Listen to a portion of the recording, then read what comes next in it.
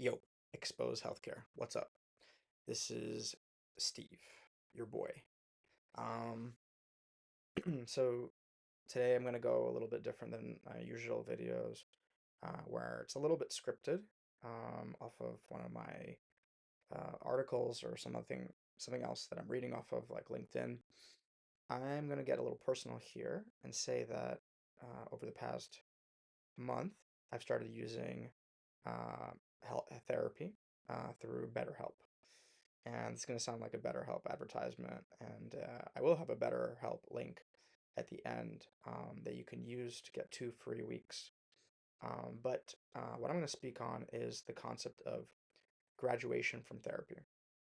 And this is something that is quite unusual. Usually, therapy is like a thing that you do every single week, pretty much forever, kind of like a cholesterol medication or a blood pressure medication that your doctor tells you, oh, you have to go on this one forever. However, I've been working with my therapist on BetterHelp on a graduation plan. So my graduation date is January 23rd. That is like 2 Tuesdays from now. And we have a plan in place. And I'm really excited about it. And I kind of want to go into how I did it. And hopefully, a few months from now, it's not a complete disaster with a breakdown. But the plan that I have is kind of similar to a exercise plan if you're training for a marathon. If you train for a marathon, you got to have throughout the week different types of runs. You have short runs, mid-distance runs, long-distance runs. Probably a good idea to do some other exercises like strength training, yoga to prevent injury. So that's how I'm kind of approaching this, is every day of the week I have a different type of exercise, mental health exercise, which I have curated with my not only with my therapist, but also from the research that I've done regarding mental health exercises that are evidence-based. Um, I'm not going to go into the details of those. However, I will post in the description a link to a document that you can read and see what my weekly schedule is. Um, I've pulled that from different types of working with my therapist, different types of um, leading mental health exercises, but leading experts like Dr. Conti, who was featured on the Andrew Huberman podcast, Viktor Frankl, the writer of Man's Search for Meaning, um, what's his name? Carl Jung, very famous psychologist. Um, with him, it's in regards to shadow work, which is a really cool way to really understand yourself better.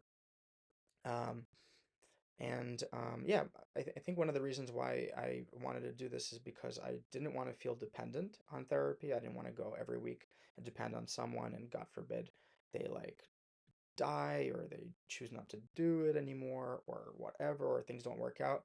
I wanted a way to like get those insights that I've had mostly without my therapist. I've been pretty transparent with my therapist about it, and a lot of the insights that I've gotten has been through the exercises that she gave me, the homework. And it's really just that it's work. In order for your body to feel better physically, you need to work it out. You need to go to the gym, you need to run, you need to do weight training, yoga. And it's the same thing for mental health exercises. And I think the way I'm beginning to understand it is we have metaphorical anti-depression muscles. We have anti-anxiety muscles. We have anti-PTSD muscles. We have even like anti-ADHD muscles. So you can work out with using different kinds of techniques, different metaphorical muscles in your brain or your conscience or your subconscious even. That's when it gets cool.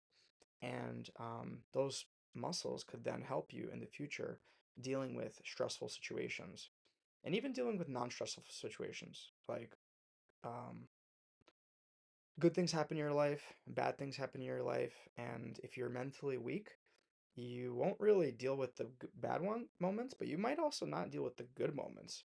You might interpret your good moments as bad things because you're not mentally strong or spiritually strong. Um, so yeah, so I've been doing for like about like I said a month, uh, consistently a few of the exercises per week. I think this past week or two was the first time that I went like every day a different type of workout. That's where we created that plan. And the plan is January 23rd for me to basically take the training wheels off of, which would be no more working with a therapist and just doing the mental health exercises on a weekly basis, different exercise per day. And and also I have like a reminder every morning in my calendar about agency and gratitude, and at night about high level dreams or level up dreams. In the morning, agency and gratitude is a reminder to myself that I have agency. I have the ability to make my life better, as good as possible, as meaningful as possible. And gratitude is a reminder that I need to actively be grateful. Great gratitude doesn't just happen. You're not just grateful. I mean, you can be just grateful. You can be naturally grateful, but it's also something that um, if you practice more and you actively like go out of your way to think about what you're grateful for, um, it's you'll be more grateful. You'll be happier, and that's something that I took from Dr. Conti and his interviews with Andrew Huberman on the Huberman podcast, and where he, from all of his experience, research, and working with patients, agency and gratitude are the two main muscles that you have to work out. So it's my daily morning reminder. Like I get up in the morning, I see that, and then at night, level up dreams. And what that is credit to my therapist is you have the ability to control your dreams. So if you've ever had dreams that were, or nightmares, should say, nightmares that are like troubling you and it's constant and it's the same ones over and over again, you have a way to control those dreams. And I'm kind of still in the early process of that. Um, I'm going to be researching independently lucid dreaming. I have a book that was recommended by my therapist, and I could put that also in the description. And I so you can control those dreams. So level up dreams, level up. So you can have dreams that bring you insights that go like, whoa, that's what I'm doing wrong in my professional life, or that's what I'm doing wrong in my personal life. Um, so, um, so that's like more of like a morning evening reminder in addition to the weekly cycle of exercises. So life is a marathon, and just like for a physical marathon run, you need to practice on a weekly basis different types of runs in order to be fit for that moment when you have to do the marathon. Same thing mentally. Uh, I encourage you all to think about it that way. That was kind of like an epiphany for me that like I'm not just going to be happier. I'm not just going to be more fulfilled. I'm not going to be more successful in my professional life. My home life is not just going to be better. My relationship with my wife, my daughter, my other family, my friends, and professional relationships, they're not just going to be better by itself. It's you can't just like wish it. Um, you can't just like pray for it. Um, um, you have to play an active role in it. And that active role are different types of mental health exercises that are evidence-based and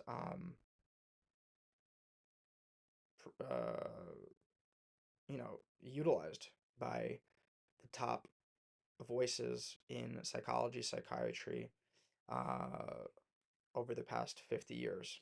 And that's where I've kind of curated it. Um, one of the days is for me is religion based, and that's something that for some people is like a non-starter, and you don't have to do that. So you'll see on the document that on Thursdays it's studying Torah or Bible, Jewish Bible, and you don't have to do anything religion based. Frankly, it could be Buddhism, which is technically not a religion; it's a philosophy. It could be any substitute it for any other type of mental health exercise. Um, but for me, it was nice because that's helped me in the past. I know that it's helped me in the past, and it also is a way for me to connect with my ancestry and my family. It's very meaningful to them and to me. Um, so yeah, that's pretty much it. I mean, what I will say about BetterHelp is it was a really easy and affordable way to get my feet wet with therapy because it's something that I was talking about and recommending actually for the longest time without ever using it. And and it's nice because they have like group lessons. It's nice because if you don't like your therapist, you could change it. It's nice because I felt more comfortable even bringing up the graduation from therapy. I think I would have felt weird going to like a mom and pop therapist in town in person and be like, "Hey, I want to figure out a way that I can stop using you. Can you help me?" I think I would have felt weird just because of the natural financial incentives in that situation, and I don't think I would have even brought it up even if the therapist would have been supportive of it, which I've heard through my friends that they've had therapists that were supportive of that and had no problems doing that just because there's always more patients, not a big deal. But I don't think I would have felt comfortable even bringing it up just because of it's not part of this like app-based large company. So if you've been thinking about doing therapy for the longest time and just haven't figured out a way because of like insurance or cost or whatever, BetterHelp is pretty cool, pretty affordable. It works out to being like about 70 or 90 bucks per session, which is quite affordable, like about $300 per month. And yeah, I recommend you try to do like a graduation date, maybe like after a couple months or 3 months. And I'm actually, because of this process, and hopefully if it works out and I feel strong a month or 2 months or 3 months after graduation, I'm looking to work with the therapist on creating a mental health and physical health boot camp, which I think would be really beneficial to people if you could spend 2 to 3 months with a therapist, a health coach, an exercise coach, maybe even like a regular doctor who can kind of help guide you with some of your medications and kind of give more of a deeper clinical approach. And by the end of those 3 months, you have the tools and you've learned how to use those tools properly to help yourself not only physically but mentally, spiritually. So yeah, I would really love to know what you think about all of this, especially the concept of graduating from therapy. If you have graduated from therapy, please put on the comments how you've done it. If you think it's a terrible idea and this is something that you cannot graduate from and you need to do every week for the rest of your life just because that's how it works, comment away. I want to hear that the big argument for that. I personally don't want to be part of that because I don't want to be dependent, but I want to hear the argument against it. And yeah, just in general, I appreciate it.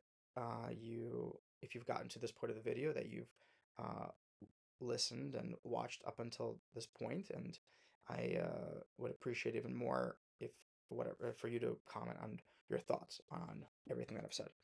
That's pretty much it. Peace.